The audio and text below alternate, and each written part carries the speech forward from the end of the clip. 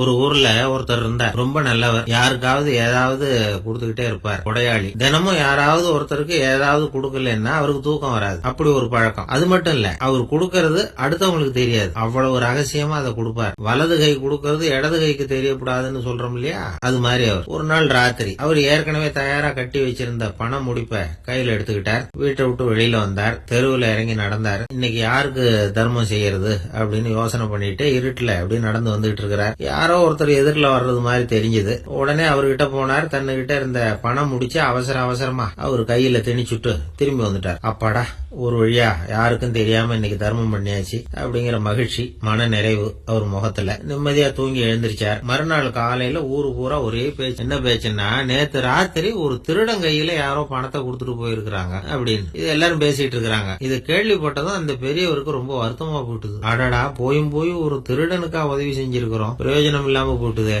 அப்படின்னு நினைச்சானா. சரி, இன்னைக்கு யாருக்காவது உதவி செய்யும் அப்படின்னு சொல்லி முடிவு பண்ணிருக்கிறார் இந்த ஆள். மறுநாள் ராத்திரி வந்தது. இவர் வழக்கம் போல தெருவுல இறங்கி நடந்திருக்கிறார். கையில பணம் முடிச்சோட தான் எதிரில யாரோ ஒரு பெண் உருவம் மங்கலா தெரிஞ்சிருக்கு. இவர் உடனே அந்த பொண்ணு கிட்ட பணத்தை கொடுத்துட்டு திருப்தியா திரும்பி வந்துட்டார். மறுநாள் காலையில ஊரு பூரா என்ன பேசிக்கிட்டாங்க தெரியுமா? நேத்து ராத்திரி யாரோ ஒருத்தர் நெறி தவறி நடக்கிற ஒரு பொண்ணு கிட்ட பணத்தை கொடுத்துட்டு போயிருக்கிறாங்க அப்படின்னு பேசிக்கிட்டாங்களாம். அடடா, இன்னைக்கும் தவறுதலா நடந்து போச்சு அப்படின்னு வருத்தப்பட்டிருக்காரு அவரு. இருக்கட்டும், இன்னைக்கும் ஏதாவது தர்மம் பண்ணுவோம் அப்படின்னு நினைச்சுக்கிட்டாரு. இனிமே ஜாக்கிரதையா இருக்கணும்ங்கிறதும் அவருடைய தீர்மானம். அது மாதிரி 3ஆம் நாள் ராத்திரியும் புறப்பட்டாரு. இப்பவும் எதிரில ஒருத்தர் வந்தார். இவர் பணத்தை கொடுத்தார், வந்தார். மறுநாள் மக்கள் என்ன பேசிக்கிட்டாங்கன்னா, நேத்து ராத்திரி யாரோ ஒரு செல்வந்தர் கையில பணத்தை கொடுத்துட்டு போயிருக்கிறாங்கப்பா அப்படின்னு பேசிக்கிட்டாங்களாம். ஏற்கனவே பணம் இருக்கு, அவர்கிட்ட இன்னும் கொஞ்சம் பணத்தை கொடுத்துட்டு போயிருக்கிறாங்க. அவருக்கு ரொம்ப வருத்தமா போட்டுது. இது என்ன, இது தினம் இப்படி ஆயிடுதே அப்படின்னு நினைச்சுக்கிட்டே படுத்து தூங்கினார். அன்னைக்கு ராத்திரி ஒரு கனவு. அந்த கனவுல இறைவன் வந்து சொன்னாராம், இந்த பாருப்பா, நீ கொடுத்த தர்மம் வீணா போயிடல.